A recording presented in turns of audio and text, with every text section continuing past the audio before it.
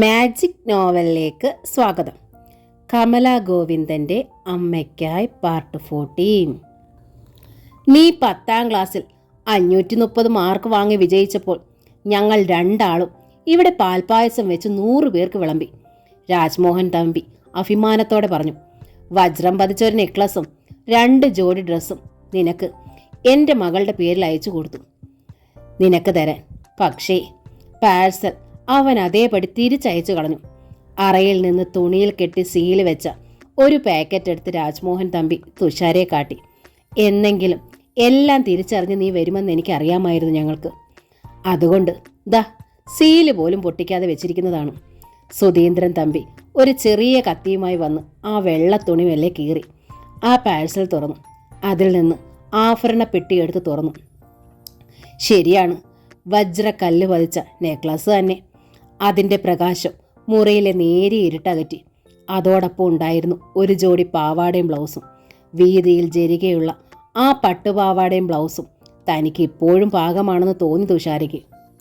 അന്നോളം ഈ തറവാടിനോടും അതിനുള്ളിലുള്ള മനുഷ്യജീവികളോടും തോന്നിയിരുന്ന വെറുപ്പ് ഒന്നാകെ ഉരുകി തീർന്നതുപോലെ തോന്നി അവൾക്ക്. ഇങ്ങതാ, ഇതെനിക്ക് വേണം. അവൾ അത് 2 കൈ നീട്ടി വാങ്ങി നെഞ്ചോട് ചേർത്തു. രാജ്മോഹൻ തമ്പിയും സുധീന്ദ്രൻ തമ്പിയും ഒരുപോലെ കണ്ണുകളും മുഖവും തുടച്ചു. എനിക്കിത് എന്തിനയച്ചു? 10ാം ക്ലാസ് പാസ്സാകുമ്പോൾ എനിക്ക് 15 വയസ്സ് കഴിഞ്ഞിരുന്നില്ലേ? കാര്യങ്ങൾ മനസ്സിലാക്കാൻ എനിക്ക് കഴിയുമായിരുന്നു. എന്തുകൊണ്ട് മുത്തച്ഛനും അമ്മാവനും ഇതുമായി നേരിട്ട് വന്നില്ല? അവൾ ചോദിച്ചു. എങ്ങനെ നേരിട്ട് വരുമോളെ? നിന്റെ അച്ഛൻ എന്ത് ചെയ്യാനും മടിയില്ലാത്തൊരു ഭ്രാന്തനാണെന്ന് മുൻപേ ഞങ്ങൾക്കറിയാം, രാജ്മോഹൻ തമ്പി പറഞ്ഞു. അവന്റെ സമ്മതമില്ലാതെ എന്നെങ്കിലും നിന്നെ കണ്ടുപോയാൽ പെട്രോൾ ഒഴിച്ച് നിന്നെയും നിന്റെ അമ്മയും ചുട്ടുകരിക്കും എന്നാണ് അവൻ പറഞ്ഞത്. പറഞ്ഞാൽ പറഞ്ഞതുപോലെ പ്രവർത്തിക്കും അവൻ, സംശയമില്ല. നീ ജീവിക്കണമായിരുന്നു മോളെ. അതെ, ഈ കല്ലുങ്കൽ തറവാടിൻ്റെ ഏക അനന്തരാവകാശിയാണ് നീ. നീ വരും എന്നെങ്കിലും, അതറിയാമായിരുന്നു ഞങ്ങൾക്ക്. ജീവിക്കാൻ ആ ഒരു വിശ്വാസം മതിയല്ലോ ഞങ്ങൾക്ക്. അത് പക്ഷേ അവനറിയില്ല. സുധീന്ദ്രൻ തമ്മി അമർഷത്തോടെയും സങ്കടത്തോടെയും പറഞ്ഞു. തുഷാര ഒന്ന് തേങ്ങിപ്പൊട്ടി അറിയാതെ. മോള് കരയല്ലേ? സുധീന്ദ്രൻ തമ്പി അവളെ ചേർത്ത് പിടിച്ച് തലോടി. ആകട്ടെ, മോള് തനിയെ വന്നതെന്താ? അവനറിയാതെയാണോ വന്നത്? അതെ എന്നവൾ തലയാട്ടി. രാധ പറഞ്ഞു വിട്ടതാണോ? രാജ്മോഹൻ തമ്പി ആകാംക്ഷയോടെ ചോദിച്ചു. അമ്മയുടെ ഓർമ്മ, പത്മിനി പറഞ്ഞ ദുരന്ത സത്യം. തുഷാര വിങ്ങി കരഞ്ഞുപോയി. ശരി ശരി, പറയണ്ട, ചോദിക്കുന്നില്ല, ഒന്നും അറിയേം വേണ്ട, രാജ്മോഹൻ തമ്പി പറഞ്ഞു. മുത്തശ്ശൻ്റെ മോള് വന്നല്ലോ, അതുമാത്രം മതി. അയാൾ തുഷാരയുടെ മുഖം പിടിച്ചുയർത്തി. അവളുടെ കണ്ണീരും സങ്കടവും തുടച്ചെടുക്കാനെന്നോണം ആ മുഖം തൻ്റെ നെഞ്ചോട് ചേർത്ത് പിടിച്ച് തലോടി. സുധി, നീ വേഗം അടുക്കളയിലോട്ട് ചെല്ല്. പപ്പമ്മയോട് പറ എന്തെങ്കിലും കഴിക്കാനെടുക്കാൻ. മോള് ഇത്രയും ദൂരം യാത്ര ചെയ്ത് വന്നതല്ലേ, പരവേശം കാണും, രാജ്മോഹൻ തമ്പി പറഞ്ഞു. ശരിയച്ചാ. കൊച്ചുകുട്ടിയുടെ ഉത്സാഹത്തോടെ സുധീന്ദ്രൻ തമ്പി അടുക്കളയിലേക്ക് ഓടി. ഡൈനിങ് ടേബിളിൽ നിറയെ പപ്പമ്മ പലഹാരങ്ങൾ നിരത്തി. 50 കഴിഞ്ഞ തടിച്ചു കുറുകിയൊരു സ്ത്രീയാണ് പപ്പമ്മ. അടുക്കള കാര്യങ്ങൾ അവരുടെ ചുമതലയാണ്. രാജ്മോഹൻ തമ്പിയും സുധീന്ദ്രൻ തമ്പിയും കൂടി തുഷാരയ്ക്കായി പ്ലേറ്റ് വെച്ച് വിളമ്പാൻ തുടങ്ങി. മോൾ എവിടെ? സുധി, വിളിക്കടാ, രാജ്മോഹൻ തമ്പി ധൃതി കൂട്ടി. ഞാൻ ഇവിടെ ഉണ്ട് മുത്തശ്ശ, തുഷാര പറഞ്ഞു. വാതിൽ കടന്ന് അകത്തേക്ക് വന്ന തുഷാരെ ഇരുവരും കണ്ണിമയ്ക്കാതെ നോക്കി. അവൾ ധരിച്ചുകൊണ്ടുവന്ന മഞ്ഞ ചുരിദാർ മാറിയിരിക്കുന്നു. പകരം ക്രീം നിറമുള്ള മെറൂൺ ജരികയുള്ള പട്ടുപാവാടയും ബ്ലൗസും ധരിച്ചിരിക്കുന്നു. എനിക്കിതിപ്പോഴും പാകമാമാവാ, തുഷാര പറഞ്ഞു. നന്നായി ചേരുന്നുണ്ടല്ലോ. ഈ ക്രീം നിറം എനിക്ക് ഒരുപാട് ഇഷ്ടമായി. ആരാ ഇത് സെലക്ട് ചെയ്തത്? മുത്തച്ഛനോ അമ്മാവനോ? ഒരുപാട് കാലമായി ഒരുമിച്ച് താമസിക്കുന്ന അടുപ്പത്തോടെ അവൾ ചോദിച്ചു. അവളുടെ മുഖത്ത് അലിവും സ്നേഹവും ഉണ്ടായിരുന്നു. സുധീന്ദ്രൻ അതീവ സ്നേഹത്തോടെ അവളെ പിടിച്ചു ടേബിളിനരികിലിരുത്തി. ഇനിയും ഒരുപാടൊക്കെ പറയാനുണ്ട്, എല്ലാം പറയാം. ആദ്യം ആഹാരം കഴിക്കട്ടെ. ശരി, അവൾ സമ്മതിച്ചു. അവളുടെ പ്ലേറ്റിലേക്ക് അപ്പവും വെജിറ്റബിൾ കുറുമയും അച്ഛനും മകനും മത്സരിച്ച് വിളമ്പിയപ്പോൾ തുഷാര ചിരിയോടെ തടഞ്ഞു. മതി മതി മുത്തശ്ശ, മതി അമ്മാവാ, ഞാൻ കഴിക്കട്ടെ, എന്നിട്ട് ബാക്കി വിളമ്പിയാൽ മതി. ശരി ശരി, കഴിക്ക്. ഇരുവരും അവൾക്കരികിലിരുന്നു. തുഷാര അപ്പം മുറിച്ച് കുറുമയിൽ മുക്കി വായിൽ വെക്കുന്നതും ചവയ്ക്കുന്നതും ഇറക്കുന്നതും ഒരു വലിയ കാഴ്ച പോലെ അവർ നോക്കിയിരുന്നു. ആട്ടെ, മോൾക്കിന്ന് ക്ലാസ് ഇല്ലായിരുന്നോ? രാജ്മോഹൻ തമ്പി ചോദിച്ചു. ഉവ്വ്. പിന്നെന്താ ഇന്ന് ഇങ്ങോട്ട് വരാമെന്ന് കരുതിയത്? എത്ര അടക്കിയിട്ടും പിടിച്ചു നിർത്താനാവാതെ രാജ്മോഹൻ തമ്പി ചോദിച്ചു. അത് തുഷാരയുടെ മുഖത്ത് പെട്ടെന്ന് വീണ്ടും കാർമേഘം ഉരുണ്ടുകൂടി. ഉത്സാഹം നശിച്ചു. ഇരുവരെയും അവൾ മാറി മാറി നോക്കി. എനിക്ക് ഒരു കാര്യം അറിയണമായിരുന്നു, മെല്ലെ അവൾ പറഞ്ഞു, തീരെ താണ ശബ്ദത്തിൽ. എന്താ? ചോദിക്കൂ. എന്തായാലും മുത്തശ്ശൻ പറയാലോ, രാജ്മോഹൻ തമ്പി പറഞ്ഞു. അമ്മയെ പണ്ട് തുഷാര അത്രേ പറഞ്ഞുള്ളൂ. കൃത്യം ആ സമയത്താണ് മുറ്റത്തൊരു കാർ വന്നു നിന്നതും അകത്തേക്കൊരാൾ ധൃതിയിൽ കയറി വന്നതും. തുഷാര ഞെട്ടി എഴുന്നേറ്റു. രഘുനന്ദനൻ. ഈശ്വര! തുഷാരയെ കണ്ടതും അമ്പരപ്പും അതിലേറെ ആശ്വാസവും നിറഞ്ഞ സ്വരത്തിൽ രഘുനന്ദനൻ പറഞ്ഞു, കുട്ടി ഇവിടെ തന്നെ ഉണ്ടല്ലോ. എന്റെ ഊഹം തെറ്റിയില്ല. എന്താ രഘു, എന്താ കാര്യം? സുധീന്ദ്രൻ തമ്പി രഘുനന്ദനന്റെ അടുത്തേക്ക് ചെന്നു. തന്റെ മകളുടെ കഴുത്തിൽ ആദ്യം താലി ചാർത്തിയവൻ. രാജ്മോഹൻ തമ്പിയും രഘുനന്ദനന്റെ അടുത്തേക്കെത്തി. ഈ കുട്ടി ആരോടും പറയാണ്ടാണച്ചാ ഇങ്ങോട്ട് പോകുന്നത്, രഘുനന്ദനൻ പറഞ്ഞു. അയാളുടെ മുഖം കണ്ടപ്പോൾ എന്തോ ഗുരുതരമായ പ്രശ്നമുണ്ടെന്ന് എല്ലാവർക്കും തോന്നി. എന്താ അങ്കിൾ? തുഷാര വെപ്രാളത്തോടെ ചോദിച്ചു. കുട്ടിയുടെ അച്ഛന്റെ ഭ്രാന്ത് കുട്ടിക്ക് അറിയാത്തതാ, രഘുനന്ദനൻ ചോദിച്ചു. കുട്ടിയോട് എല്ലാ സത്യം പറഞ്ഞത് പത്മിനിയാ. പക്ഷേ അയാള് സമ്മതിക്കുവോ? രാധിക യാത്രേ പറഞ്ഞത്. അയാൾക്ക് ഭ്രാന്ത് കയറാൻ പിന്നെന്തു വേണം? എൻ്റെ അമ്മേ! തുഷാര കൈ കഴുവാൻ പോലും നിന്നില്ല. മുറ്റത്തേക്ക് ചാടി. അവളെയും കൊണ്ട് ഇന്നോവ പാഞ്ഞു. പുറകെ രാജ്മോഹൻ തമ്പിയും സുധീന്ദ്രൻ തമ്പിയും കയറിയ മാരുതി എസ്റ്റീമും. വീടിന്റെ മുറ്റത്ത് ഇന്നോവ നിന്ന പാടെ തുഷാര ഡോർ വലിച്ചു തുറന്ന് പുറത്തിറങ്ങി. വരാന്തയിലേക്ക് കയറി. പക്ഷേ വാതിലും ജനലും ഒക്കെ അടച്ചിരുന്നു.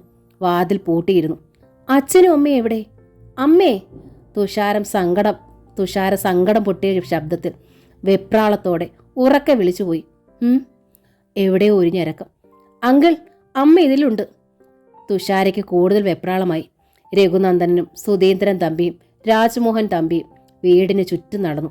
ഒടുവിൽ കിടപ്പ് മുറിയിലെ ഒരു ജനാല കമ്പിയിട്ട് തിക്കി അവർ പുറത്തു നിന്ന് തുറന്നു. അമ്മേ! തുഷാര ഒന്നേ നോക്കിയുള്ളൂ.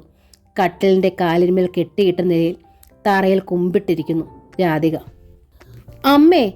ജനലിലൂടെ ആ കാഴ്ച കണ്ട് തുഷാര നിലവിളിച്ചു. സുധീന്ദ്രൻ തമ്പി ഒട്ടും മടിച്ചില്ല.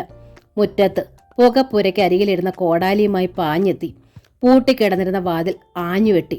പറമ്പിൽ റബ്ബർ വെട്ടിക്കഴിഞ്ഞ് പാലെടുക്കുമായിരുന്ന കുഞ്ഞപ്പൻ ശബ്ദം കേട്ട് ഓടിയെത്തി.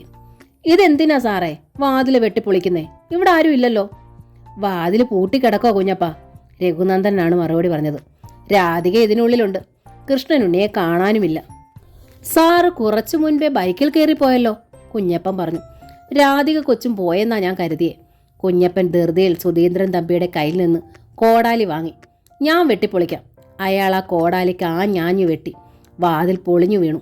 തുഷാര മുറിക്കുള്ളിലേക്ക് പാഞ്ഞു. തറയിലിരിക്കുന്ന രാധികയുടെ കൈകൾ രണ്ടും പിന്നിലേക്ക് വലിച്ചു നീട്ടി വച്ചാണ് കയറുകൊണ്ട് വരിഞ്ഞു കെട്ടിയിരിക്കുന്നത്. ദേഹം മുഴുവൻ അടികൊണ്ട ചൂരൽപ്പാടുകൾ. എൻ്റെ അമ്മേ! വിങ്ങി പൊട്ടിക്കരഞ്ഞുകൊണ്ട് തുഷാര അമ്മയ്ക്കരികിലിരുന്നു. തളർന്നു കുഴഞ്ഞ് കുനിഞ്ഞു പോയിരുന്ന ആ മുഖം പിടിച്ചുയർത്തി. തുഷാര വീണ്ടും നടുങ്ങി. ശബ്ദിക്കാനാവാത്ത വിധം രാധികയുടെ വായ്ക്കുള്ളിൽ തിരികെ വെച്ച ഒരു ടവൽ തുഷാര അത് വേഗം വലിച്ചെടുത്തു. എണീക്കമ്മേ! അവൾ രാധികയെ പിടിച്ചെണീപ്പിക്കാൻ നോക്കി. രാധിക എണീറ്റില്ല. പകരം മകളെ ആഞ്ഞു പുലുക്കി മാറോട് ചേർത്തു. അമ്മയുടെ പൊന്നെ, നീ എവിടെ പോയതാടാ? ഞെരങ്ങുന്നത് പോലെ അടഞ്ഞ സ്വരമായിരുന്നു അവൾക്ക്. അമ്മയെ വിട്ടിട്ട് പോയെന്നാടാ അമ്മ കരുതിയേ? അമ്മയ്ക്കിനി ജീവിക്കണ്ടെന്ന് തോന്നി. വെങ്ങിപ്പൊട്ടൽ ആർത്തിരമ്പി പെയ്യുന്ന മഴയായി. ഇത്തിരി നേരം കൊണ്ടേ അത് ശമിച്ചുള്ളൂ. അച്ഛൻ ഇതെന്താ അമ്മ ഈ ചെയ്തതൊക്കെ? രാധികയുടെ ശരീരത്തിൽ തിണർത്ത് കിടക്കുന്ന ചുവന്ന വരകളിലേക്ക് വിരലോടിച്ച് ആർദ്രയായി തുഷാര ചോദിച്ചു. നിന്നെ ഞാൻ ഒളിപ്പിച്ചതാണത്രേ. കാട്ടിക്കൊടുക്കാൻ പറഞ്ഞിട്ടായിരുന്നു ബഹളം. എന്നിട്ട് അച്ഛൻ എവിടെ? എനിക്കറിയില്ല മോളെ. തീ പിടിച്ചതുപോലെ നിൽക്കുന്നത് കണ്ടു. എങ്ങോട്ട് പോയണ്ടെന്നറിയാതെ തീ തിന്നുകയായിരുന്നു ഞാൻ ഇവിടുന്ന്, രാധിക പരിഭ്രാന്തിയോടെ പറഞ്ഞു. തുഷാര അമ്പരപ്പോടെ അമ്മയെ നോക്കി. അതിലേറെ അലിവോടെയും. ദേഹം മുഴുവൻ അടിച്ചു പൊട്ടിച്ച് കട്ടിലിന്റെ കാലിന്മേൽ കെട്ടിയിട്ടിട്ട് പോയിരിക്കുന്ന അച്ഛൻ. എന്നിട്ടും അമ്മയ്ക്ക് അച്ഛൻ എവിടെ പോയി എന്നാണ് പേടി. വാ മോളെ, നമുക്കൊന്ന് അന്വേഷിക്കാം അച്ഛൻ എങ്ങോട്ടാ പോയെന്ന്. രാധിക വലിഞ്ഞെഴുന്നേറ്റ് കഴിഞ്ഞു. തുഷാരയും കൂട്ടി വാതുക്കലേക്ക് തിരിഞ്ഞ രാധിക തീക്കനലിൽ ചവിട്ടിയതുപോലെ നിന്നു. വാതുക്കൽ നിൽക്കുന്നു അച്ഛൻ, സുധിയേട്ടൻ, രഘുനന്ദനൻ. എൻ്റെ ഈശ്വര, എത്ര വർഷങ്ങളായി അച്ഛനെയും ഏട്ടനെയും കണ്ടിട്ട്. നരച്ച മുടിയും ക്ഷീണിച്ച താടിയും രണ്ടാളും പെട്ടെന്ന് എത്ര വയസ്സരായി. എന്തൊരു വേദനയാണ് ആ മുഖങ്ങളിൽ. രാധിക നെഞ്ചിൽ ഒരുപാട് വർഷങ്ങളായി തടയണ കെട്ടിയിട്ട് സ്നേഹം അപ്പാടെ വെട്ടിപ്പൊളിച്ചതുപോലെ വാതുക്കിലേക്ക് കുതിച്ചു ചെന്നു. അച്ഛാ! രാധികയുടെ വരണ്ട നാവിൽ നിന്നൊരു നേർത്ത കിളിയൊച്ച പൊങ്ങി. അച്ഛാ എന്ന് രാജ്മോഹൻ തമ്പിയുടെ നെഞ്ചിൽ ആ വിളി ഒരു കുടുന്ന പൂ വീഴ്ത്തി കുളിർമയുണ്ടാക്കി. അദ്ദേഹം മകളെ കാണുകയായിരുന്നു. തേജസ്സും ഓജസ്സും പറ്റിയ സ്ത്രീരൂപം. കൊള്ളാം മകളെ, നന്നായി. രാജ്മോഹൻ തമ്പിയുടെ കവിൾത്തടങ്ങളിൽ വേദന മുറ്റി, മിഴികളിൽ ചോപ്പ് തിങ്ങി. മകളുടെ ഭർത്തൃവീട്ടിൽ വരുമ്പോൾ ഒരച്ഛൻ കാണേണ്ട കാഴ്ച കണ്ടു. തൃപ്തിയായി.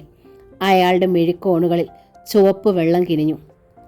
മകളെ ഒരു ഈർക്കിൽ തുണ്ട് കൊണ്ടുപോലും നോവിക്കാതെ വളർത്തിയ ഒരു അച്ഛന് കിട്ടാവുന്ന ഏറ്റവും മഹത്തായ സമ്മാനം. രാധിക ശബ്ദിച്ചില്ല.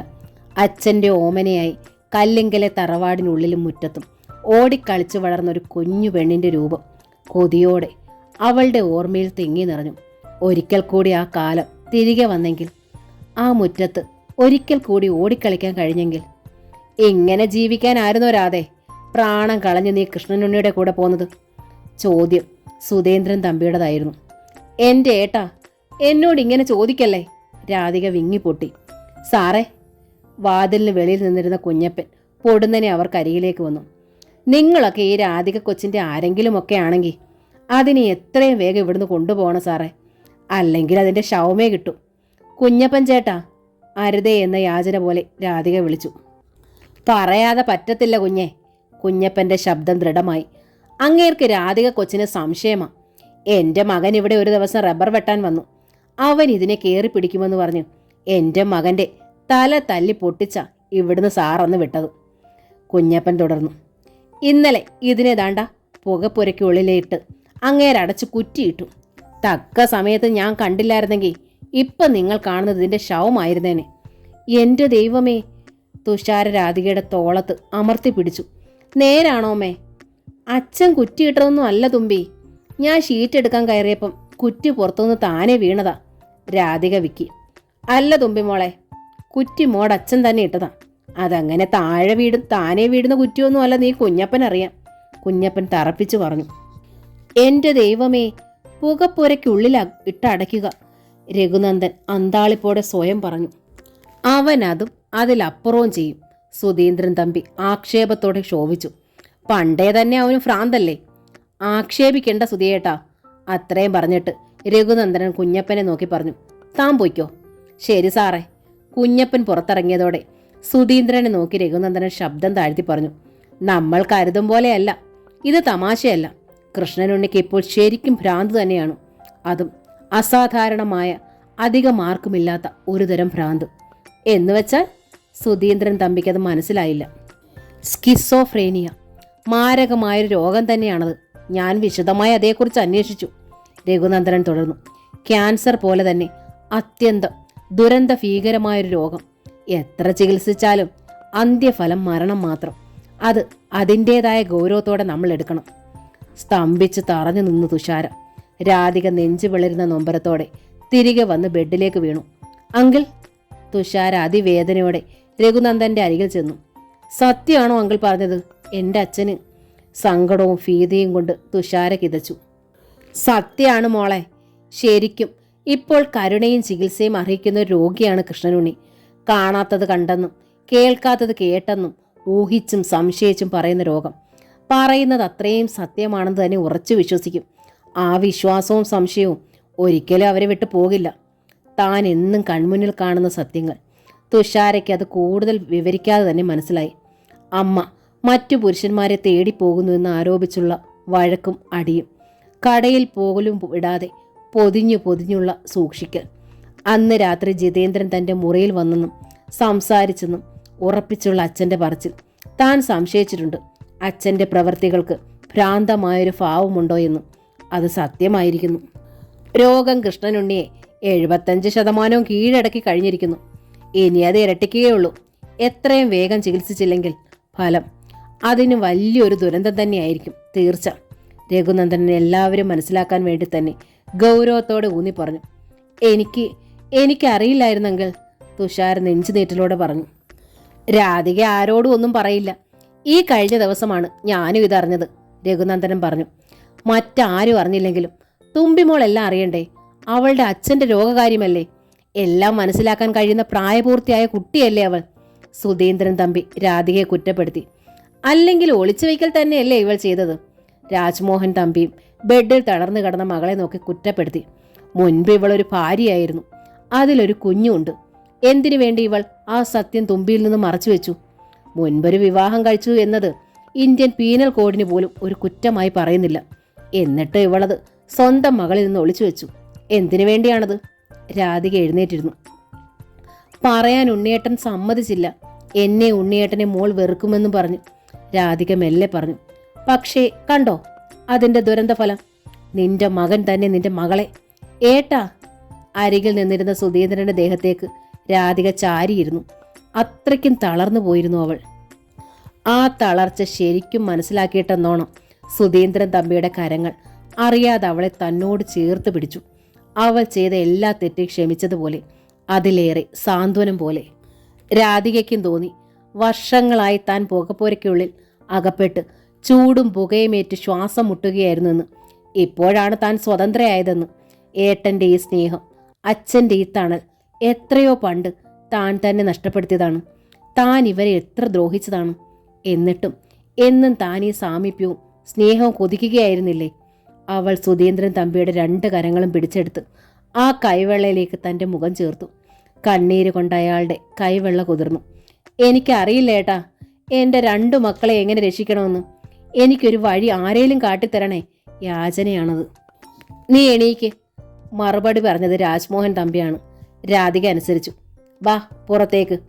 ആജ്ഞ പോലെ രാജ്മോഹൻ തമ്പി പറഞ്ഞു. സുധീന്ദ്രൻ തമ്പി തന്നെ രാധികയെ പുറത്തേക്ക് കൊണ്ടുവന്നു. എല്ലാവരും പൂമുഖത്തെത്തി. രാജ്മോഹൻ തമ്പി മുറ്റത്തേക്ക് വിരൽ ചൂണ്ടി. ദാ കിടക്കുന്നു നമ്മുടെ കാറ്. നീ മോളും വേഗം അതിൽ കയറിയിരിക്കെ. എന്തിനാ? രാധിക അമ്പരന്നു. നമ്മൾ കല്ലുങ്കലേക്ക് പോകുന്നു. ഇനി നമ്മൾ ഒരുമിച്ച് അവിടെ ജീവിക്കുന്നു. ഉറച്ച സ്വരമായിരുന്നു അത്. അപ്പോൾ ഉണ്ണിയേട്ടൻ? രാധിക ഗതച്ചു. അവന്റെ കാര്യം പിന്നെ. ആദ്യം രക്ഷപ്പെടേണ്ട നിങ്ങൾ 2 ആളുമാണ്. ഉണ്ണിയേട്ടനില്ലാതെ ഞാൻ. രാധയ്ക്ക് സങ്കടം വന്നു. അച്ഛനും ഏട്ടനും പറയുന്ന തൽക്കാലം അനുസരിക്ക് രാധികയെ. രഘുനന്ദനനും സ്നേഹനിർബന്ധം പോലെ പറഞ്ഞു. ഇത്രയൊക്കെ ഇന്ന് ചെയ്തു വെച്ചത് നോക്കുമ്പോൾ കൃഷ്ണനുണ്ണി ഏത് നിമിഷവും എന്തും ചെയ്യാം. നിങ്ങൾ സൂക്ഷിക്കണം. കൊള്ളാം. ഏത് നിമിഷവും എന്തും ചെയ്യുന്ന ഒരാളെ തനിയെ വിട്ടിട്ട് ഞാനും മോളും രക്ഷപ്പെടണോ? രാധയ്ക്ക് സങ്കടവും പ്രതിഷേധവും ഒരുമിച്ചിരമ്പി. പക്ഷേ അവൻ നിങ്ങളെ 2 ആളെ ഇനിയും ഉപദ്രവിച്ചാലോ? രാജ്മോഹൻ തമ്പി ചോദിച്ചു. എന്നെ എന്തു വേണേ ചെയ്തോട്ടെ, കൊല്ലട്ടെ. ജീവിക്കാൻ എനിക്കിപ്പോൾ ഒട്ടുമില്ല അച്ഛ ആഗ്രഹം. രാധിക മെല്ലെ പറഞ്ഞു. ഇല്ല, നിന്നെ എങ്ങനെ കൊല്ലാൻ കൊടുക്കില്ല ഞാൻ. രാജ്മോഹൻ തമ്പി തറപ്പിച്ചു പറഞ്ഞു. നീയും മോളും ജീവിച്ചേ പറ്റൂ. ഞങ്ങൾക്ക് വേണം നിങ്ങളെ. ഒരുപാട് തവണ ഞങ്ങൾ വന്ന് ആവശ്യപ്പെട്ടതുമാണ്. സമ്മതിച്ചില്ലവൻ. ഇനി അവൻ തടസ്സം നിന്നാൽ എന്തും ഞാൻ ചെയ്തു പോകും. അച്ഛനൊന്നും ചെയ്യരുത്, രാധിക പറഞ്ഞു. സാരിയുടെ തുമ്പുയർത്തി കണ്ണുകളും മുഖവും നന്നായി തുടച്ചിട്ട് രാധിക മുഖമുയർത്തി. പൂമുഖത്തെ തൂണിന്മേൽ ചാരി നിൽക്കുന്ന രഘുനന്ദനൻ മെഴികൾ പിൻവലിച്ച് അവൾ പറഞ്ഞു. ഒരിക്കൽ എൻ്റെ കഴുത്തിൽ കിടന്നിരുന്ന താലി പൊട്ടിച്ചെറിഞ്ഞവളാണ് ഞാൻ. അത് ചെയ്യുമ്പോൾ ആ താലിയുടെ മഹത്വം ഞാൻ അറിഞ്ഞിരുന്നില്ല അച്ഛാ. രാധിക തുടർന്നു. പക്ഷേ പിന്നീട് ആ താലിയും അത് കെട്ടിയ ആളും ആ ആൾ തന്ന എൻ്റെ കുഞ്ഞും അതോർത്ത് കരയാത്ത ഒറ്റ രാത്രി പോലും എൻ്റെ ജീവിതത്തിൽ ഉണ്ടായിട്ടില്ല. രഘുനന്ദനൻ അമ്പരപ്പോടെ കണ്ടു. രാധികയുടെ മിഴികളുടെ വിളിമ്പിൽ ചോരനീരു കിനിയുന്നു. അവൾ ആദ്യമായി മലർക്കെ തുറന്ന മനസ്സിലേക്ക് അയാൾ നിറഞ്ഞ കാരുണ്യത്തോടെ നോക്കി. ഇവൾ തീക്കുണ്ടത്തിനരികിലല്ല, ശരിക്കും വേദനയുടെ തീക്കുണ്ടം തന്നെയാണിവൾ. 2ാമതൊരു താലി കൂടി പൊട്ടിച്ചെറിയാനുള്ള കേൾപ്പ് ഇനി ഈ മകൾക്കില്ലച്ചാ. രാധിക വീണ്ടും മിഴികൾ തുടച്ചുകൊണ്ട് തുടർന്നു. ഉണ്ണേട്ടൻ ഇന്ന് രോഗിയാണെങ്കിൽ ആ രോഗം പോലും എന്നോടുള്ള ഭ്രാന്ത് പിടിച്ച സ്നേഹത്തിൽ നിന്നുണ്ടായതാണ്. അതെനിക്കു മാത്രമേ അറിയൂ. രാധിക സാരിത്തുമ്പ് കൊണ്ട് മുഖവും മിഴികളും ഒന്നുകൂടി തുടച്ചിട്ട് രാജ്മോഹൻ തമ്പിയെ നോക്കി. കണ്ണീരിന്റെ നനവ് ഒട്ടുമില്ലാത്ത ശാന്തമായ മുഖമായിരുന്നു അവൾക്കപ്പോൾ. അതുകൊണ്ട് ഉണ്ണിയേട്ടനെ വിട്ട് എനിക്ക് വരാൻ വയ്യച്ചാ, അതെന്തിനു വേണ്ടിയായാലും. രാജ്മോഹൻ തമ്പിയുടെ മുഖം വലിഞ്ഞു മുറുകി. രാധിക അത് കണ്ടില്ലെന്ന് നടിച്ചു തുടർന്നു. ഉണ്ണിയേട്ടനെ എങ്ങനെയെങ്കിലും എനിക്കൊരു ഡോക്ടറെ കാണിക്കണം, ചികിത്സിക്കണം. അതാണ് എൻ്റെ തീരുമാനം. ആ ശ്രമത്തിനിടയിൽ സംഭവിക്കുന്നത് മരണമായാലും ഉണ്ണിയേട്ടൻ്റെ ഒപ്പമുണ്ടാകും ഞാനും. അമ്മേ, തുഷാര മെല്ലെ വിളിച്ചു. രാധിക മകളെ നോക്കി. നീ എൻ്റെ കൂടെ നിൽക്കണമെന്ന് ഞാൻ പറയില്ല മോളെ. ഞാനില്ലെങ്കിലും നിനക്ക് ഇവരുണ്ട്, നിന്റെ മുത്തച്ഛനും അമ്മാവനും പോരെ. എൻ്റെ അമ്മയെ പൊട്ടിപ്പിളർന്ന് നിൽക്കുകയായിരുന്നു തുഷാര. അവൾ അമ്മയെ ഇറുകെ കെട്ടിപ്പിടിച്ചു. മകളുടെ കരച്ചിൽ രാധികയുടെ മിഴികളിലും പെരുമഴയായി ഇരുമ്പിയെത്തി. അമ്മയുടെ പൊന്നു മക്കൾ കരയേണ്ടടാ, ഇവരുടെ കൂടെ പൊയ്ക്കോ. അമ്മ പൂർണ്ണ മനസ്സോടെയാ പറയുന്നത്, മോള് പൊയ്ക്കോ. രാധിക മെല്ലെ പറഞ്ഞുകൊണ്ട് മുഖമുയർത്തിയതും കണ്ടു. കൃഷ്ണനുണ്ണിയുടെ ബൈക്ക് ഇരമ്പിയെത്തുന്നു. രാധിക നടുങ്ങിപ്പോയി. തൻ്റെ അച്ഛനെയും ഏട്ടനെയും രഘുനന്ദനെയും ഒരുമിച്ച് തനിക്കരിയിൽ കണ്ടാൽ ഈശ്വര, എന്താണ് ഇനി ഉണ്ടാവുക? രാധിക വരണ്ടു നിന്നു. ബൈക്കിൽ നിന്നിറങ്ങിയ കൃഷ്ണനുണ്ണി കണ്ടു മുറ്റത്ത് 2 കാറുകൾ, ഒരു ഇന്നോവ, ഒരു മാരുതി എസ്റ്റി. കൃഷ്ണനുണ്ണി ഒരു ഭാവഭേദവുമില്ലാതെ ഉമ്മറത്തേക്ക് കയറി വന്നു നിന്നു. മറ്റാരെയും നോക്കിയില്ല. നിന്നത് രാധികയുടെയും തുഷാരയുടെയും മുൻപിൽ. രണ്ടാളും പോകാൻ റെഡിയായി അല്ലേ? കൃഷ്ണനുണ്ണി അമർന്ന ശബ്ദത്തിൽ ചോദിച്ചു. കൊണ്ടുപോകാൻ അച്ഛൻ, ചേട്ടൻ, ആദ്യത്തെ ഭർത്താവ്, 2 കാറുകൾ. കൊള്ളാം, സെറ്റപ്പ് ഉഗ്രൻ. ഞാൻ ഈ സമയത്ത് വരരുതായിരുന്നു അല്ലേ? ഉണ്ണിയേട്ട, അത് രാധിക പരിഭ്രാന്തിയോടെ പറയാനാഞ്ഞു. മിണ്ടരുത്. കൃഷ്ണനുണ്ണി തൻ്റെ ചുണ്ടത്ത് ചൂണ്ടുവിരൽ കുത്തി ഗൗരവത്തിൽ പറഞ്ഞു. രാധിക വായടച്ചു. അച്ഛാ, ഞങ്ങള് തുഷാരയും പറയാനാഞ്ഞു. മിണ്ടരുതെന്ന് പറഞ്ഞില്ലേടി? കൃഷ്ണനുണ്ണി ശബ്ദമുയർത്തി. തുഷാര നടുങ്ങി നിന്നു. കൃഷ്ണനുണ്ണി രാജ്മോഹൻ തമ്പിയെയും സുധീന്ദ്രൻ തമ്പിയെയും രഘുനന്ദനെയും നോക്കി ചിരിച്ചു. അത്യന്തം അപകടകരമായ ഒരുതരം ഇളി. അപ്പോൾ മകളെയും പേരക്കുട്ടിയെ നിങ്ങൾക്ക് തന്നെ കിട്ടി. കൊള്ളാം, നിങ്ങൾ ജയിച്ചു, കൃഷ്ണനുണ്ണി പറഞ്ഞു. എന്നിട്ട് ചോദിച്ചു, ഇനി പറയേ, ഞാനിനി എന്ത് ചെയ്യണം? നീ എന്ത് ചെയ്യണമെന്ന് സുധീന്ദ്രൻ തമ്പി നാവെടുത്തതേ ഉള്ളൂ. ഇങ്ങോട്ട് പറയണ്ട. എന്ത് ചെയ്യണമെന്ന് കൃഷ്ണനുണ്ണിക്കറിയാം. ഒരു സെക്കൻഡ് കൂടി നിൽക്കൂ, അതുകൂടെ കഴിഞ്ഞിട്ടേ രണ്ടിനെ ഇവിടുന്ന് കൊണ്ടുപോകാവൂ, ശക്തമായ സ്വരത്തിൽ പറഞ്ഞു കൃഷ്ണനുണ്ണി. എന്നിട്ട് തിരിഞ്ഞ് അടുക്കള ഭാഗത്തേക്ക് ഒറ്റ പാച്ചിൽ. അടുക്കളയിൽ കയറിയത് മണ്ണെണ്ണ അയാൾ പൊക്കിയെടുത്തു. അത് നേരെ തലയിലേക്ക് കമഴ്ത്തി. മണ്ണെണ്ണയിൽ കുളിച്ചുകൊണ്ട് അയാൾ തീപ്പെട്ടി കയ്യിലെടുത്തു. ഉണ്ണിയേട്ടാ, അരുതേ! നിലവിളിയോടെ രാധിക അങ്ങോട്ട് ഓടി വന്നു. നിൽക്കവിടെ, കൃഷ്ണനുണ്ണി ആജ്ഞാപിച്ചു. രാധിക നിന്നു. നീ അവിടെ തന്നെ നിൽക്കണം. ഞാൻ കത്തി തീരുന്നത് വരെ അവിടെ നിന്ന് കണ്ടിട്ട് പോയാൽ മതിയടി. അയാൾ ചിരിച്ചു. ചിരിച്ചുകൊണ്ട് തന്നെ അയാൾ തീപ്പെട്ടിയിൽ നിന്നൊരു കൊള്ളി എടുത്തുരച്ചു. ഉണ്ണിയേട്ടാ, ഞാനും. ഒറ്റ നിമിഷം മറ്റാർക്കും തടയാൻ കഴിയുന്നതിന് മുമ്പ് രാധിക അയാളെ ഇറുകെ കെട്ടിപ്പിടിച്ചു നിന്നു. കണ്ണുകൾ ഇറുകെ അടച്ചു. കൊള്ളി ഉരഞ്ഞ് തീ കത്തിയതും രാധിക കൃഷ്ണനുണ്ണിയെ കയറി പിടിച്ചത് ഒരുമിച്ചാണ്. അയാൾ ഞെട്ടിപ്പോയി. കത്തുന്ന കൊള്ളി അയാൾ ദൂരേക്കിട്ടു. എന്നിട്ട് അലറി, മാറടി, നിന്നോട് മാറാനാണ് പറഞ്ഞത്. അയാൾ രാധികയെ കുടഞ്ഞു തെറിപ്പിക്കാൻ നോക്കി, തള്ളി മാറ്റാൻ നോക്കി. അമ്മേ! തുഷാര മുൻപോട്ട് കുതിച്ചു. മോളെ, പോകല്ലേ! സുധീന്ദ്രൻ തമ്പി അവളെ ബലമായി പിടിച്ചു നിർത്തി. രഘുനന്ദനനും രാജ്മോഹൻ തമ്പിയും അന്തമിട്ട് നിൽക്കുകയാണ്. അച്ഛാ, അരുതേ അച്ഛാ, അച്ഛൻ്റെ തുമ്പിയാ പറയുന്നേ, തീപ്പെട്ടി ദൂരെ കളയച്ചാ. സുധീന്ദ്രൻ തമ്പിയുടെ കയ്യിൽ കിടന്ന് കുതറിക്കൊണ്ട് തുഷാര കൈ കൂപ്പി കേണു. കൊള്ളി വെക്കട്ടെടി, ഒരുതരം ഉന്മാദം പിടിവിട്ടതുപോലെ രാധിക പറഞ്ഞു. ഒരാൾ ഒറ്റയ്ക്ക് എങ്ങനെ നിന്ന് കത്തണ്ട, ഞാനുമുണ്ട്, എനിക്കും ഇനി ജീവിക്കണ്ട. കൃഷ്ണനുണ്ണിയുടെ കണ്ണുകൾ കനലുകളായി. ആ കനലുകൾ രാജ്മോഹൻ തമ്പിയുടെ മുഖത്ത് പതിഞ്ഞു. തന്തയ്ക്ക് മകളെ ജീവനോടെ വേണോ? വേണമെങ്കിൽ അവളെ പിടിച്ച് മാറ്റുകഴവാ. രാധേ! രാജ്മോഹൻ തമ്പി ഭീതിയോടെ വിളിച്ചു. കൃഷ്ണനുണ്ണി വീണ്ടും തീപ്പെട്ടിയിൽ നിന്നൊരു കൊള്ളിയെടുത്തു കയ്യിൽ പിടിച്ചു. എന്നിട്ട് പറഞ്ഞു, ഞാൻ 3 വരെ എണ്ണും. 3 എണ്ണും മുൻപ് ഇവളെ മാറ്റിയില്ലെങ്കിൽ പിന്നെ ഇവിടെ ഒരു തീഗോളം ഉയരും. അമർന്ന സ്വരത്തിൽ പറഞ്ഞിട്ട് കൃഷ്ണനുണ്ണി വീണ്ടും കൊള്ളി ഉരച്ചു. അത് പിടിച്ചുകൊണ്ടെണ്ണി. 1, 2. സകലരും ശ്വാസം പിടിച്ചു നിന്നു. രഘുനന്ദനനും സുധീന്ദ്രൻ തമ്പിയും രാജ്മോഹൻ തമ്പിയും ഒരുപോലെ വിയർത്തു. അടുത്തേക്ക് ചെന്നാൽ ഒന്നിച്ച് കത്തിക്കാനാണ് കൃഷ്ണനുണ്ണിയുടെ പ്ലാനെങ്കിൽ കൊള്ളി കത്തി തീരാറാകുന്നു. 3. കൃഷ്ണനുണ്ണി നാവെടുത്തത് സുധീന്ദ്രൻ തമ്പിയുടെ കയ്യിൽ നിന്ന് സകല ശക്തിയെ സംഭരിച്ചു കുതറി സുഷാര. ഒരു ചാട്ടത്തിന് അച്ഛനെയും അമ്മയും കെട്ടിപ്പിടിച്ചു. ഞാനും ഉണ്ടച്ചാ, എനിക്കും ജീവിക്കണ്ട. കൃഷ്ണനുണ്ണി സ്തബ്ധയായി നിന്നു. പിന്നെ ആ കൊള്ളിയും വലിച്ചെറിഞ്ഞു തീപ്പെട്ടി. എൻ്റെ കൃഷ്ണ! ദീർഘമായി നിശ്വസിച്ചുകൊണ്ട് രാജ്മോഹൻ തമ്പി പ്രാർത്ഥനയോടെ വിളിച്ചു. നാശങ്ങൾ! രാധികയും തുഷാരയും തള്ളി മാറ്റിക്കൊണ്ട് കൃഷ്ണനുണ്ണി രോഷം കൊണ്ട് അള്ളി പിടിച്ച് നിൽക്കുക. 2 ചാകാൻ പോലും സമ്മതിക്കാണ്ട്. ചാകാ നടക്കുന്നു. രാജ്മോഹൻ തമ്പി തെല്ലു പുച്ഛത്തിൽ പറഞ്ഞു. ഞങ്ങൾ വന്നതിന്റെ രോഷം തീർക്കാൻ നിന്റെ ഈ ചവിട്ട് നാടകമെങ്കിൽ അതങ്ങ് നിർത്തിയേക്ക്. ഞങ്ങൾ പോവുക. നിങ്ങളോട് ഈ പടി കയറരുതെന്ന് ഞാൻ പറഞ്ഞിട്ടില്ലേ? കൃഷ്ണനുണ്ണി കൂടുതൽ രോഷത്തോടെ വിരൽ ചൂണ്ടി. ഇനി വരരുത്. വന്നാൽ നീ എന്ത് ചെയ്യൂടാ? സുധീന്ദ്രൻ തമ്പി ക്ഷമ കെട്ട് വിരൽ ചൂണ്ടി. വരരുത്. കൃഷ്ണനുണ്ണിയുടെ ശബ്ദം പാറ പോലെ ഉറച്ചു. അച്ഛാ! തുഷാര വിഷമത്തോടെ ഇടയിൽ കയറി. അമ്മാവനെയും മുത്തശ്ശനെയും വഴക്ക് പറയല്ലേ, അവരെന്നെ കൊണ്ടാക്കാൻ വന്നതാ. എങ്കിൽ കൃഷ്ണനുണ്ണിയുടെ അത്യന്തം രോഷത്തോടെ തുഷാരയുടെ മുടിക്കുത്തിന് കയറി പിടിച്ചു. വട്ടം കറക്കി. നീ നീ എങ്ങോട്ടാണിടി പോയത്? ആര് പറഞ്ഞടി അവിടെ പോകാൻ? അച്ഛാ! മുടി ഇറുകി വേദന കൊണ്ട് തുഷാര പൊളഞ്ഞു. ഈ ചെറ്റയാണോടി നിന്നെ അവിടെ കൊണ്ടുപോയത്? കൃഷ്ണനുണ്ണി രഘുനന്ദന്റെ നേർക്ക് വിരൽ ചൂണ്ടി. തുഷാര കണ്ണു മിഴിച്ചു. ഉണ്ണിയേട്ടാ! രാധിക ആന്തലോടെ തടയാൻ ചെന്നു. കുഞ്ഞിനെ വിടടാ! രാജ്മോഹൻ തമ്പിയും ഒരടി മുൻപോട്ട് വെച്ചു. കിഴവാ, വരരുത്. നിന്നിടത്ത് നിന്ന് ഒരടി മുൻപോട്ട് വെച്ചാൽ ഒറ്റ ചവിട്ടിൽ ഞാൻ തന്നെ തീർക്കും, കൃഷ്ണനുണ്ണി പറഞ്ഞു. സുധീന്ദ്രൻ തമ്പി അച്ഛനെ പിടിച്ചു മാറ്റി. പറയടി, നിന്നെ ആരാടി കല്ലും കല്ലെത്തിച്ചത്? വീണ്ടും ചോദിച്ച കൃഷ്ണനുണ്ണിയുടെ തീക്കണ്ണുകൾ അപ്പോഴാണ് ശ്രദ്ധിച്ചത് ഒരു പട്ടുപാവാടയും ബ്ലൗസും. അതാണ് തുഷാരയുടെ വേഷം. താൻ കണ്ടിട്ടില്ലാത്ത, താൻ വാങ്ങിയിട്ടില്ലാത്ത പുത്തൻ ഡ്രസ്സ്. അയാളുടെ കണ്ണുകൾ വന്യമായി തിളങ്ങി. ആ പട്ടുപാവാടയെ അയാൾ പിടിച്ചു. നിന്റെ അമ്മാവനും തന്തയും കൂടി തന്ന സമ്മാനമാണല്ലേ? നീ എൻ്റെ മകളാണ്. ഞാൻ വാങ്ങിത്തരുന്നത് മാത്രം ധരിച്ചാൽ മതിയടി. കണ്ടവന്റെ സമ്മാനം ഇവിടെ വേണ്ട.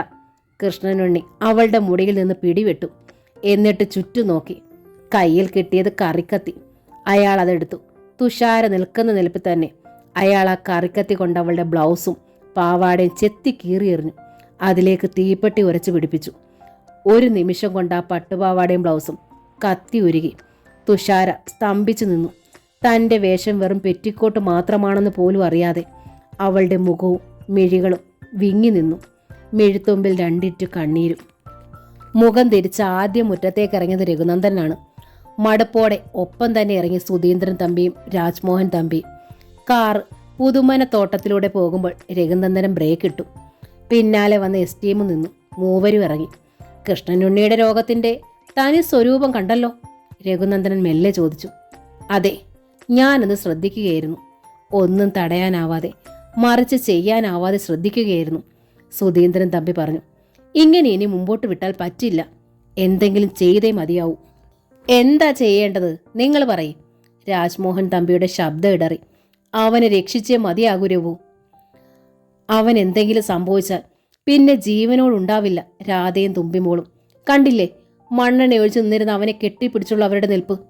കല്ലുങ്കൽ തറവാട് അതോടെ അന്യം നിന്ന് പോകില്ലേ രഘു? രാജ്മോഹൻ തമ്പിയുടെ കണ്ണുകൾ ഈറനായി. ശരിയാണച്ചാ. രഘുനന്ദനൻ അത് ശരിവെച്ചു. മറ്റെല്ലാവരിൽ നിന്നും അകന്ന് അവർ മൂവരും ഇന്നോളം നയിച്ചത് ഒറ്റപ്പെട്ട ജീവിതമാണ്. ആ ലോകത്ത് അവരിൽ ഒരാളുടെ നഷ്ടം പോലും മറ്റു രണ്ടുപേർക്ക് സഹിക്കാനാവില്ല. എൻ്റെ മുറ്റത്ത് ഒരിക്കൽ നിരന്നു കിടന്ന ശവങ്ങൾ. ആ അച്ഛൻ്റെ മിഴികൾ ശരിക്കും തുളുമ്പി. മതി, ഇനി അങ്ങനൊരു കാഴ്ച വയ്യ.